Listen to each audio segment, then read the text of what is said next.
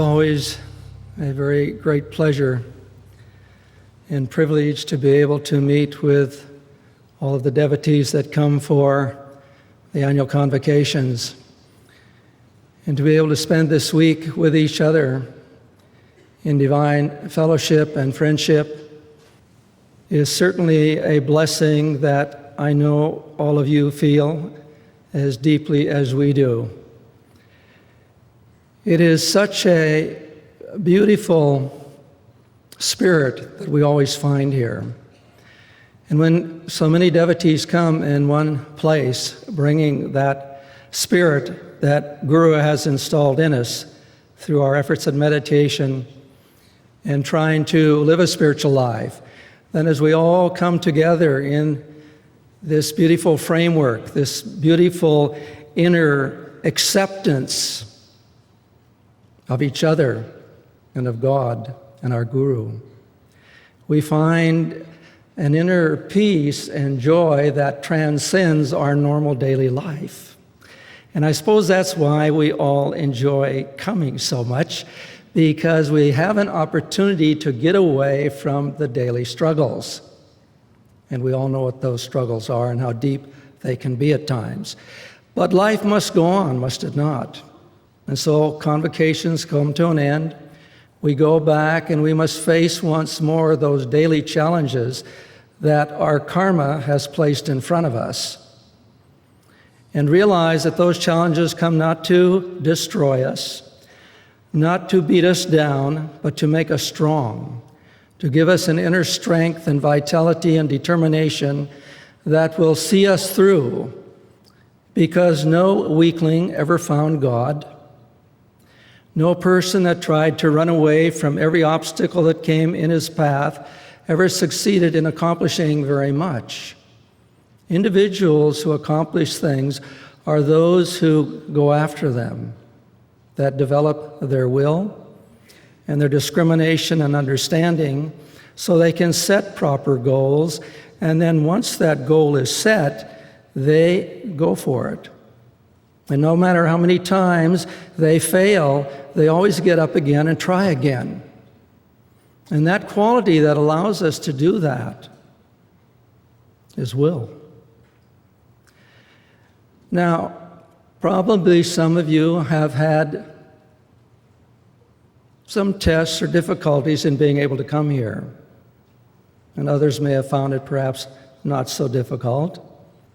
But I would just like to have all of you raise your hands who feel that you had to use your willpower to be able to get here. You know, that's quite a few, but you know something? You all did. Every single one of you had to use your willpower to get here. Because without using that power of will, we cannot do anything. We can't even get up in the morning without using that power of will. We have to get that willpower awakened and use it even to get out of bed in the morning. In fact, as a matter of fact, I think many of us know that sometimes that's when it's put to its greatest test, isn't it? It's just to get up and face the day, start the day. But that's what we all have to do. So it's nice to have this opportunity to be with all of you and to share our beloved Master's teachings, which have brought us really, probably very many of us, out of perhaps depression or deep states of struggle in life and opened up a new avenue of life to us that have brought into our lives his teachings such a different change that our life now becomes much more joyous and much more happy. And we see as time goes on that that happiness grows, that that inner peace grows if we are making the effort. If we are trying and making the effort, then we see that things are going to continuously get better. It does not mean there will be no tests. Tests are part of life. When tests come, we have to remember what Master has said, that whatever condition confronts us, that represents the next state of our spiritual unfoldment. It represents the next opportunity by which we can overcome something which is holding us back. We can overcome some karma so we can continue to move ahead. And so we should not look upon these kind of tests, therefore, as something that is inherently bad. That is not the case. If we will but search for it, they are inherently good. But we have to seek sometimes very hard to find that good, to be able to understand and see why we have to go through this kind of a condition. A man wanted to come to the convocation, he and his wife. They had all their plans were made. It looked like everything was fine. They had their reservations, everything was done, it was all go.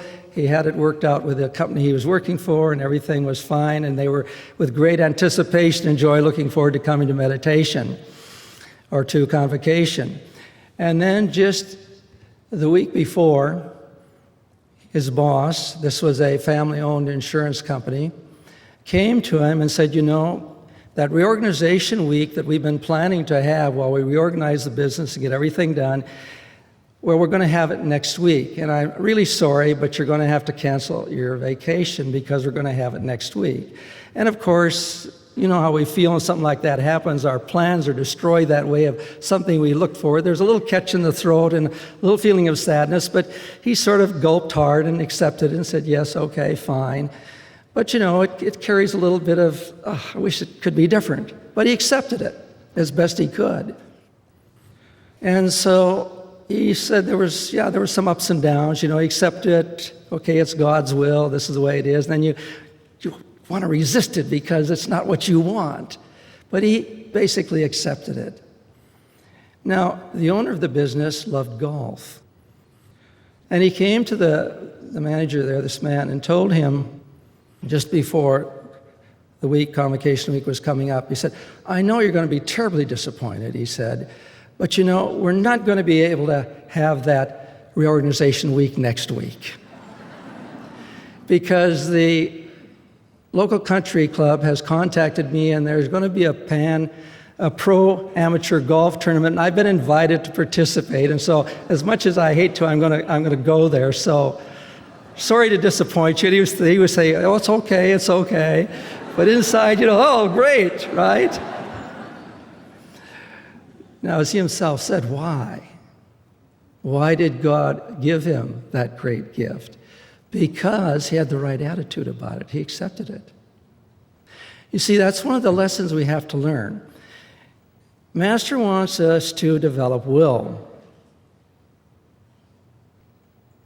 But there comes a time, does there not, when we have to say, should I keep exerting will, or is this the time to surrender to God's will?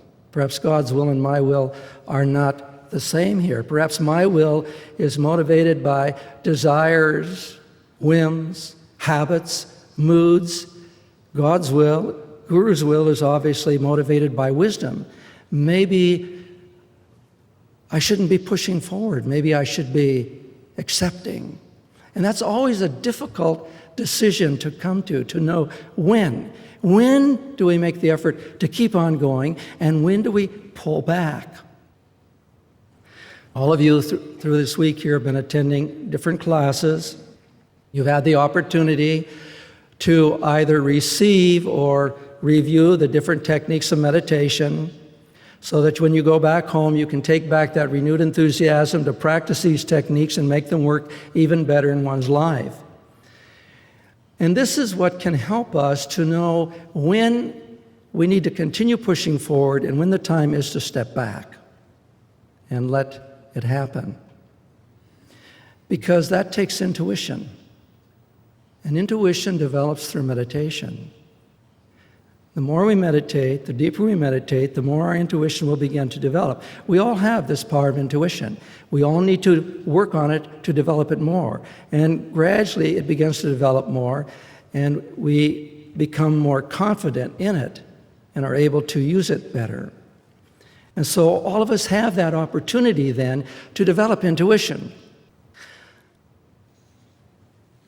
I used to wonder why common sense was so uncommon. And I didn't find out until I found Master's definition of common sense. He said common sense is intuition, looking over the situation in which one finds oneself and making the correct choice of what to do. So common sense is really intuition. And so as we develop that intuition, that power of intuition, then we are better able to guide our lives through discrimination and understanding and wisdom. Because intuition is not wrong. If it's a true intuition, then it's going to be correct and it will work for us. So we're talking this evening about unconquerable will, not merely will, but unconquerable will. But what is will in the first place? What exactly is will? We have, as human beings, three mental powers: reasoning, feeling, willing. And we need to learn how to use all of them. Willpower, Master said, is that which changes thought into energy. Willpower is that which changes thought into energy. So by using our power of will, we can apply it to a thought and make that thought start happening. So it's no longer just a thought. It starts to be transformed into something that takes place. Indeed, Gurdjieff went so far as to say that willpower is our savior. Now, why would he say that? Willpower is our savior because it takes tremendous and continual use of power of will to be able to accomplish our goal of returning back to God. Just a little bit won't do. So we have to continually be wakening up more power of will. Gurdjieff said, will is the switch that controls everything in this universe. If you don't exercise your willpower, you will be a weakling, easily influenced by your environment. People of great success are people of great willpower. When you develop will, no matter how you are pounded down by life, you rise again and say, I am successful. I can win. That is the development of willpower. Willpower can be brought to a point where it does not accept defeat. No matter how much it may seem that the condition is hopeless, that willpower always comes back and says, no, I am successful. We rise again, even if we have to get up on our hands and knees, and we make effort to continue toward our goal. That kind of development of willpower is indeed our Savior, indeed keeps us moving forward in a great way to accomplish things. So we must realize that energy and will go together. It's actually a very simple formula. But you see, we've become so conditioned to the idea that energy comes only from material sources that we fail to believe in and draw upon the cosmic source, which instantly responds to will. I'll give you an example of how delusion tricks us this way. I remember back before coming in the ashram and was having a 4-day water fast. And by the end of the 4th day, the body was definitely, and the mind, I was definitely beginning to feel that I didn't have the energy.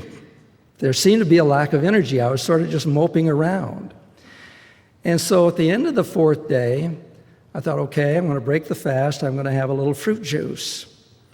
And the moment I took that and swallowed that fruit juice down, I felt an instant surge of energy go through my body. Now, there had not been time for the body to digest the fruit juice to give me any energy. So where did that energy come from? It came from the energy that was already in the brain and in the cells, and it came from the cosmic source with which we are surrounded. And what turned that energy on? The belief that having had food, I therefore had energy. And the mind accepted that, the body accepted that, and the energy was there instantaneously. And that is the way will can work. We can instantaneously change a situation.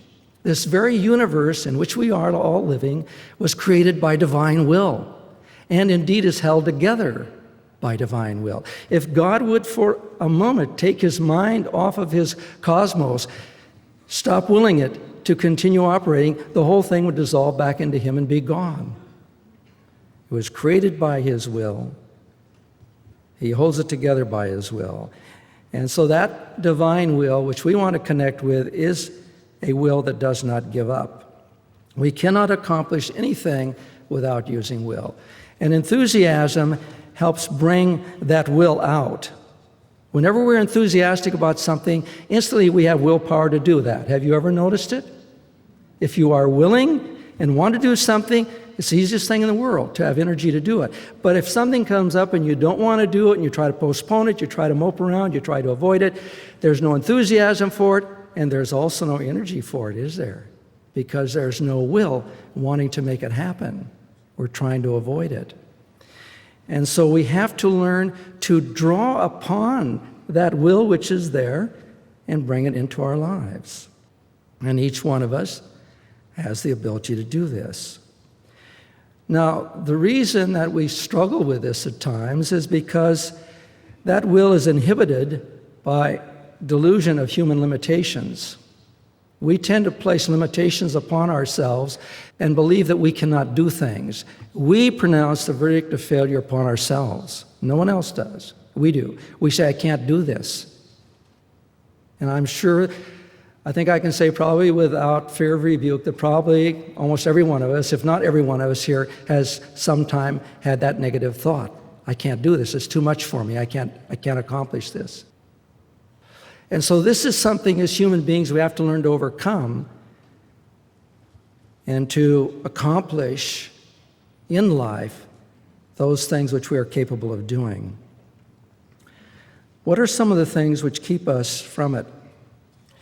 One of the things that Gurdjieff brought out, and I want to quote him, he said, "It is terrible to use any kind of drug, for the drug enslaves the will to the body." The drug enslaves the will to the body.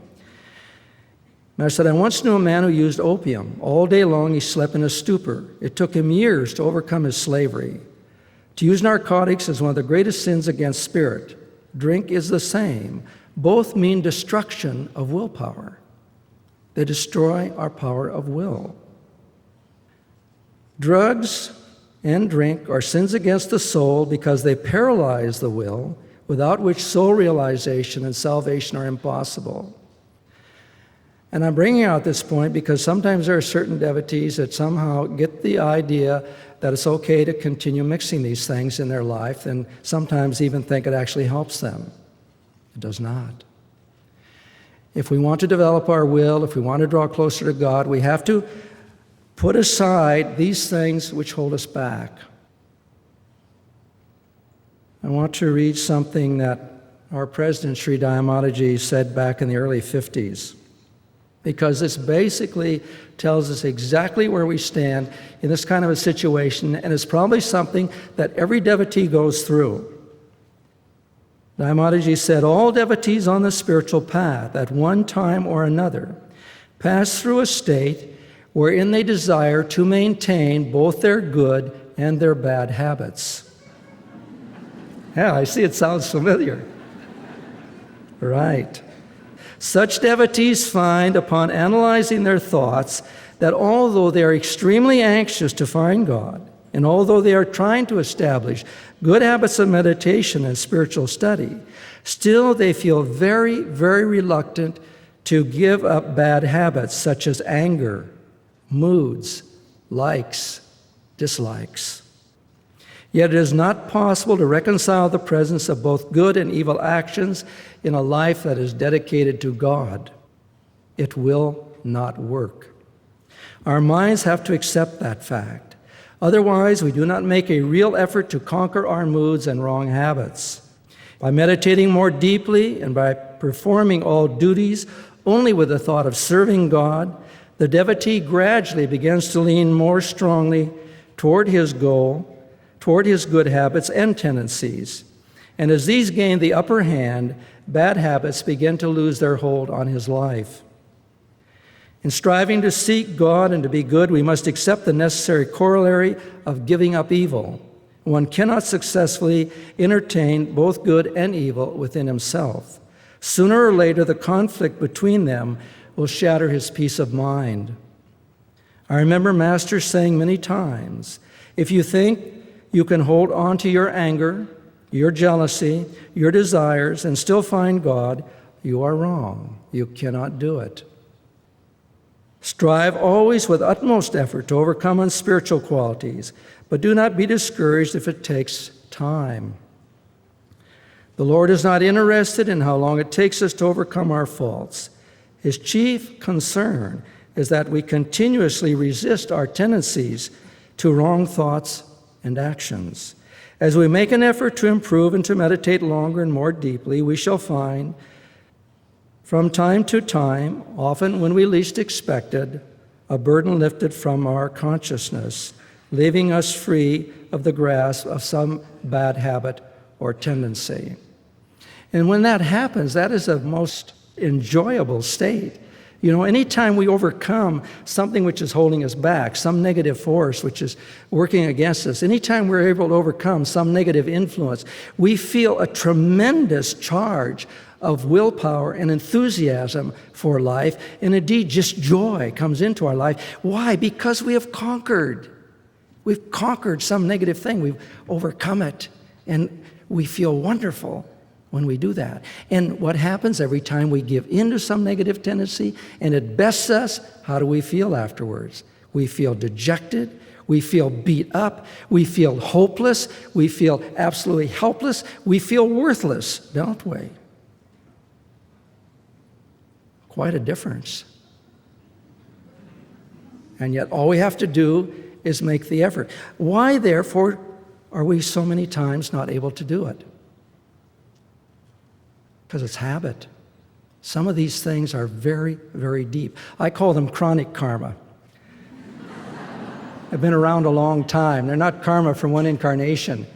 There's something we've been caught up in for many, many incarnations. And you know, the problem is, we like it. We like it. We don't really want to get rid of it. That's why we don't get rid of it, because we are not ready to get rid of it. When we're ready to get rid of it, we will overcome it. But as long as we hang on to it and feel it's necessary for our life, there's something we need, that we can't give it up, even though we know it is not good for us, then we will hang on to it. That's one of the interesting things about human nature, just the way it works in that way. However, to yield to those bad habits weakens us, and to overcome them strengthens us. So we should not try to hang on to them too much. Whenever we can see through our discrimination and through Master's teachings that the time has come to get rid of something, then we should make an effort to do so. And if we fail, that's all right. Try again. And if you fail, it's all right. Try again. And if we are sincere in our efforts, the time will come and we will overcome it. Now, some of you have probably heard this story before, but it showed me very strongly in my own life how what Master said about cultivation and use of willpower to overcome bad things can be done. And indeed, if we do it with strong enough willpower and connect it with God's will, with Guru's will, we can change a bad habit or situation instantly.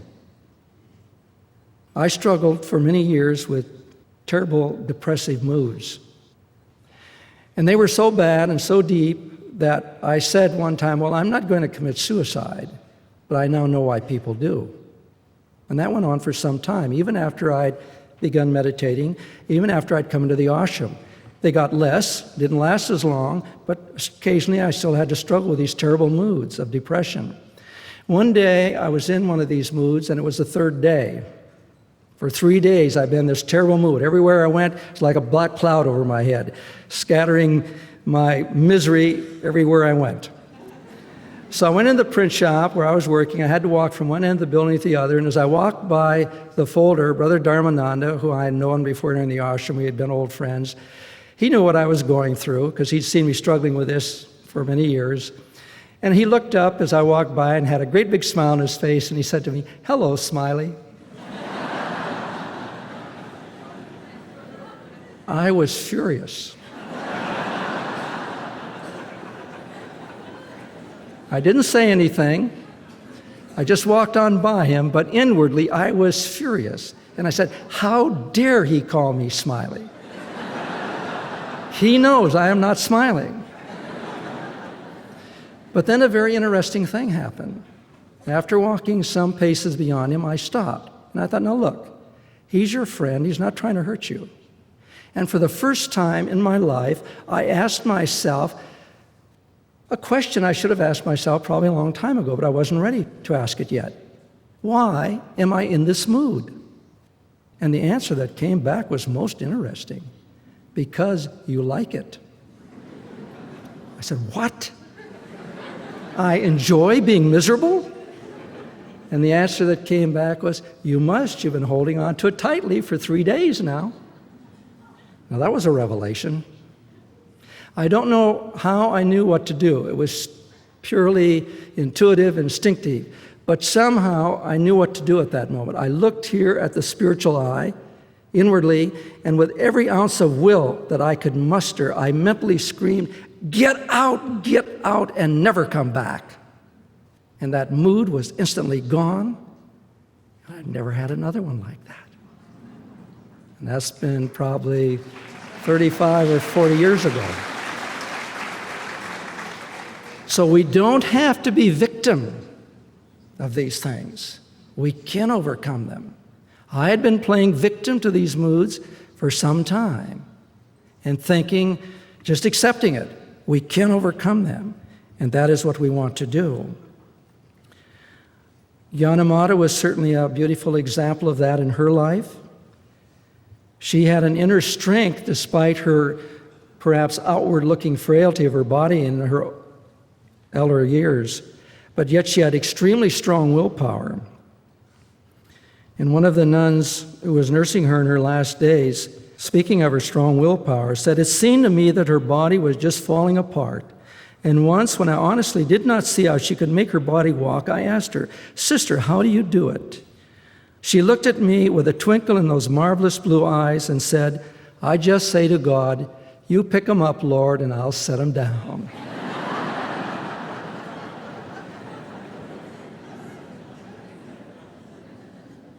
Janamata said that her strength came in complete surrender to God and Guru.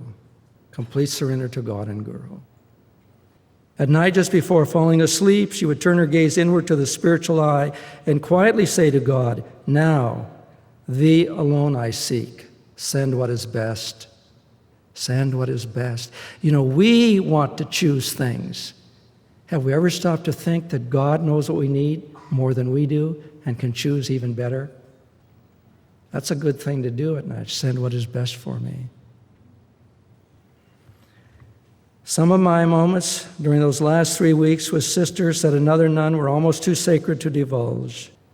I believe that throughout the 22 months that I was with her, Sister was unable even to draw a deep breath without pain, yet she never complained about anything.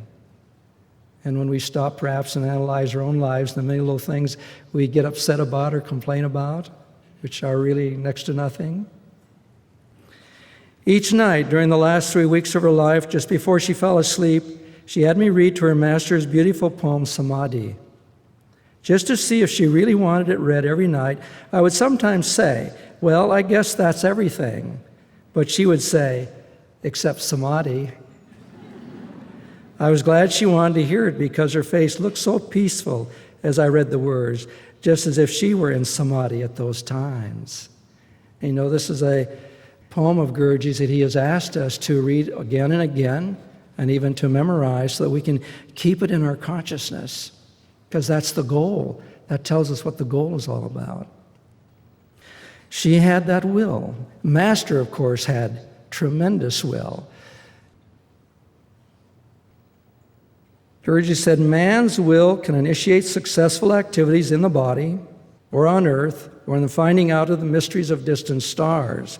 But divine will has no boundaries. It works in all bodies, in all things.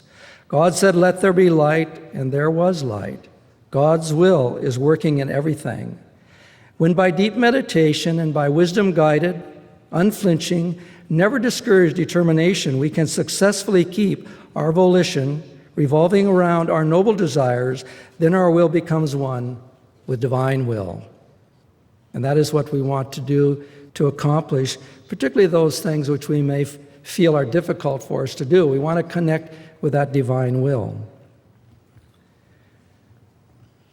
Guruji again going on said, By disengaging his mind from the senses, which is what we're trying to do in meditation, man can identify himself with his soul and know that it, rather than the ego, is the conscious life in the body that activates and sustains the creative attributes. An intrinsic quality of the soul is free will. The fully illumined yogi is a man of free will. The brutish man is bound, almost like an animal, to his instincts or unthinking material habits bequeathed by nature. The higher an individual rises in the scale of evolution, the more he exercises his sole prerogative of free will. Now, I see for millenniums there's been this argument between philosophers and people seeking God concerning free will and predestination. And one side has said, yes, we have free will, and the other side, no, everything's already planned. And what is the truth of the matter? The truth of the matter is there's a bit of both involved there, and that's probably why it's so hard to tell. The average individual has very little free will because he doesn't exercise it. I remember when I was 13 years old, we were living in a place in Montana. My father worked for the railroad, and he always liked milk, fresh milk. He wanted his own fresh milk, so he always had a cow. If we were living in a place we could have a cow.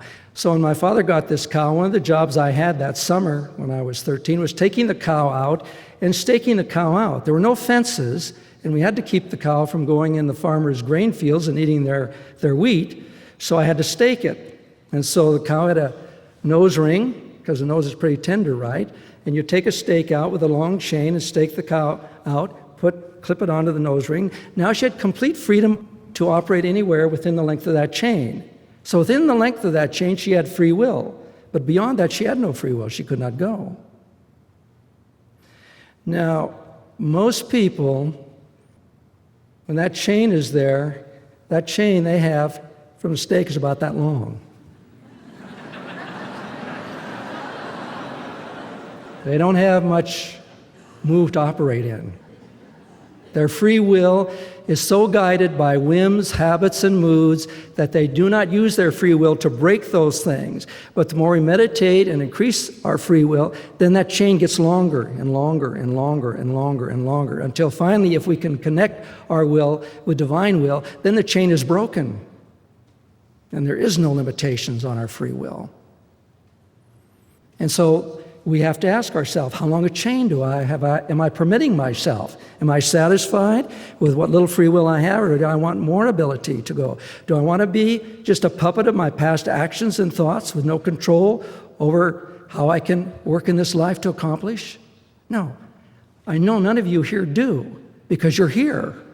The very fact that you are here and trying to improve yourself and change yourself and seek God shows that you have the understanding that the soul is free without limitations, and you're trying to bring that into your lives.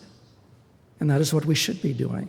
We should not feel that life must be predestined. We do not have to be a victim of our karma. Karma can be overcome. It is merely these inclinations that come back. We don't have to accept them. We can use free will to say, no, I won't do it. Or if it's the other way around, yes, I will do it. But usually we don't. We aren't strong enough. We haven't yet developed enough strength to do so. But if we keep on practicing what Master has given us, then we will find that we are able to do so. Again, quoting from Master, willpower is what makes you divine. When you give up using that will, you become a mortal individual. Many people say we should not exercise our will to change conditions lest we interfere with God's plan. But why would God give us will if we are not to use it? I once met a fanatical man who said he did not believe in using willpower because it developed the ego. You are using a lot of will to resist me, I replied. You are using it to talk, and you are obliged to use your will to stand or to walk or to eat or to go to the movies or even to sleep. You will everything you do. Without willpower, you would be a mechanical man. Non-use of the will is not what Jesus meant when he said, not as I will, but as thou wilt. He was demonstrating that man must learn to bend his will, which is governed by desires, to the will of God. Therefore, right prayer, when it is persistent, is will. And so it is not that we should not use our will, but we need to learn to more and more guide our will by that divine will, to accept the divine will in our life and to actively get in connection with it and help it to come forward. And to do that, we have to overcome all these weaknesses, and we have to keep meditating, we have to keep trying to understand, we have to develop our powers of discrimination by getting our mind out of those lower centers of the spine. And when you're in those lower centers, what is the controlling factor? Manas, the lower mind, the sense mind, and bring them up into the higher chakras where buddhi, or the discriminative will, can operate. And that's what meditation helps us to do. We have the means to accomplish that. All is needed is our efforts to make it happen. Going on again with Guruji's words, God has given us one tremendous instrument of protection, more powerful than machine guns, electricity, poison gas, or any medicine. The mind. It is the mind that must be strengthened. Whatever is His will is my will. An important part of the adventure of life is to get hold of the mind and to keep that controlled mind constantly attuned to the Lord. This is the secret of a happy, successful existence. Now, Guruji, of course, when he was here training the disciples, he had to work with them just as he's working with us now in whatever state of consciousness we have. When we come on the path, he accepts us as we are and works with us to help us to improve our lives and to become ever better and ever stronger and able to accomplish more and more. Will is that power that overcomes all difficulties. That is the power we have to waken up. Now, once wakening it up, or as we begin to awaken it gradually more and more, we have to remember to use it rightly. You see, as we meditate deeper, as we make more spiritual effort, as our lives change and we begin to develop more strength and more power, then we're walking on sort of a tightrope. The spiritual path is indeed like a razor's edge. Because now that one gathers more ability to accomplish things, that ability can be used to either do good things or evil things. And so to turn that ability, to turn that tremendous willpower or ability to accomplish on wrong paths is to create more problems for ourselves. And that's not what we want to do. So what does that mean? That means we have to follow spiritual laws. We have to follow moral laws. Because if we do not and continue to develop this power of will, then sooner or later it's probably going to get us into tremendous difficulties or problems. And this is why sometimes you see in the spiritual path someone who may have seemed to progress very far, and then suddenly there's a fall, a spiritual fall. Because probably the ego came in, there was not enough humility involved, and the devotee misused those powers, and then he came down. And so it's vitally important, therefore, to be working on purifying our thought processes and always wanting the best. Master said, a strong will by its own dynamic force creates a way for fulfillment of its intention. By its very strength, the will sets into motion certain vibrations in the atmosphere, and nature, with its laws of order, system, and efficiency, thereupon responds by creating circumstances favorable to the individual who has exercised his willpower. Will derives its greatest strength from an honest purpose, lofty motives, and a noble solicitude for doing good to the world at large. Now, if we do not use the will in that way, then we either paralyze it to a certain degree if we use it for evil things, or we create a lot of bad karma for ourselves, or probably both. So Guruji said, even thinking will become semi-paralyzed, however, if used too much in wrong activities. But if one's thinking will retains its normal power and is made to revolve around a definite purpose, it becomes dynamic volition. Such volition ought to be used only for wholesome purposes. Actions in tune with the universal harmony or good strengthen the will and lead to success. A wrongly used will weakens itself owing to lack of encouragement from truth, as it is out of tune with the universal order. When one knows that his objective or the nature of his purpose is worthwhile, then the tenacity of his volition becomes greater. So we see even here, morality in our thoughts and actions changes how we're able to use even the power of our will. And so the more we develop that positive outlook on things, the more our will be used in the right ways, and the stronger it has the opportunity to become. But if we misuse it, we weaken it, and perhaps eventually even lose it because we've used it for wrong things, things which we should not have used it for.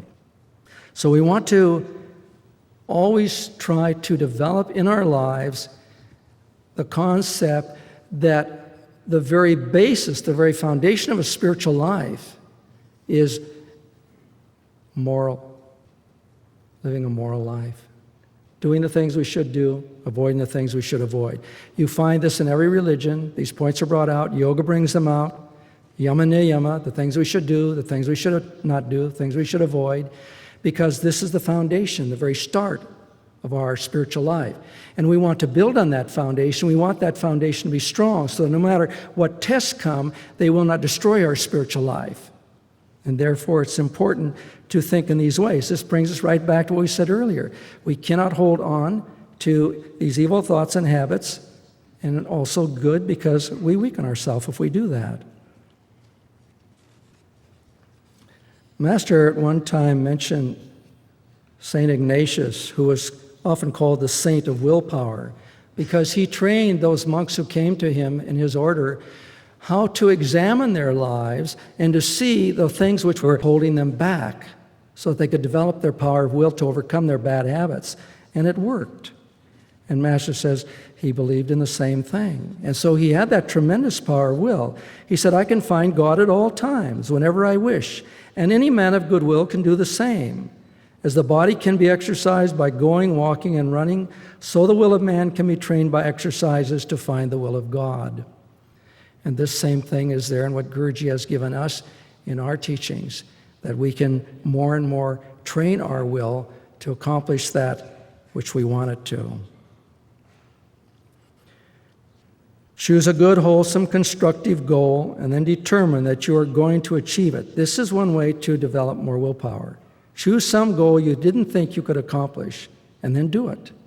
Shouldn't be something too big in the beginning, because then we might fail and become discouraged. But choose some small goal and then say, I'm going to do it no matter what, and do it. No matter how many times you fail, keep on trying. No matter what happens, if you have unalterably resolved, the earth may be shattered, but I will keep on doing the best I can. You are using dynamic will, and you will succeed. That dynamic will is what makes one man rich, and another man strong, and another man a saint. So Guruji spoke of different types of will. I'm just going to go over them briefly.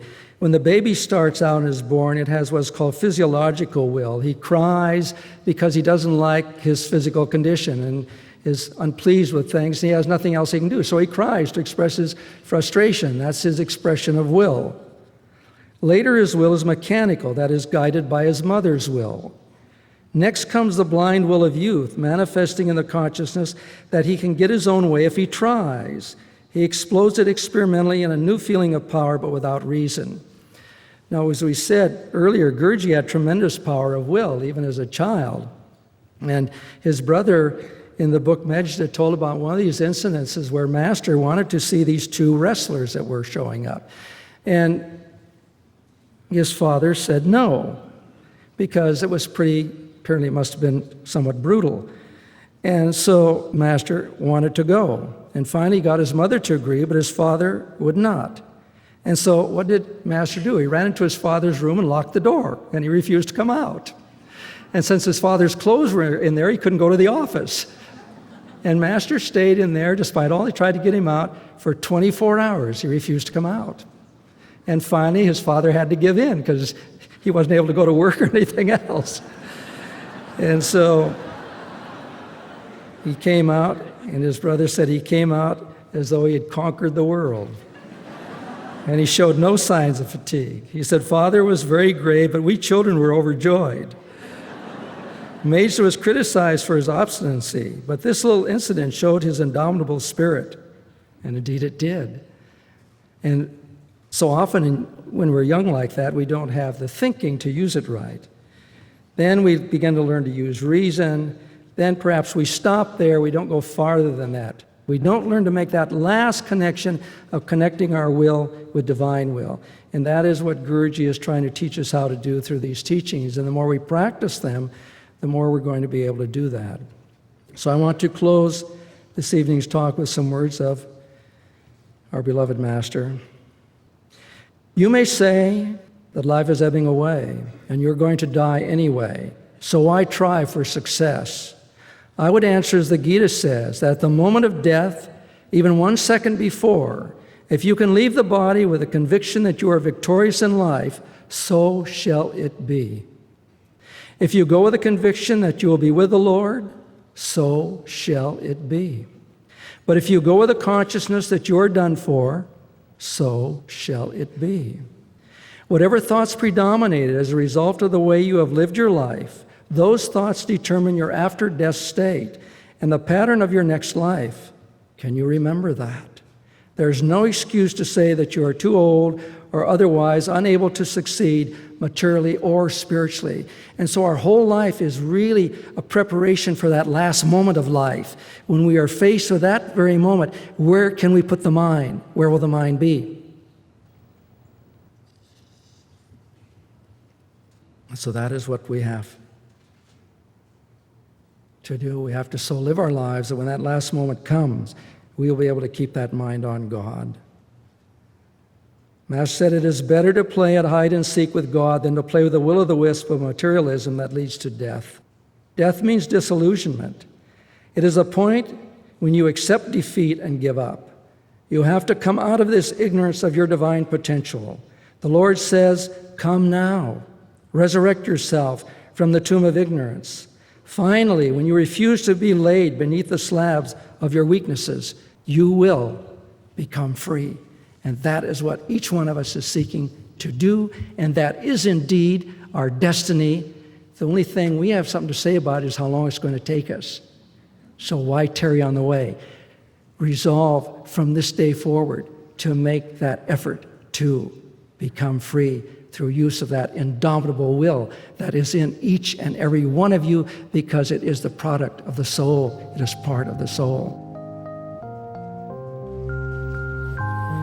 Jai Guru.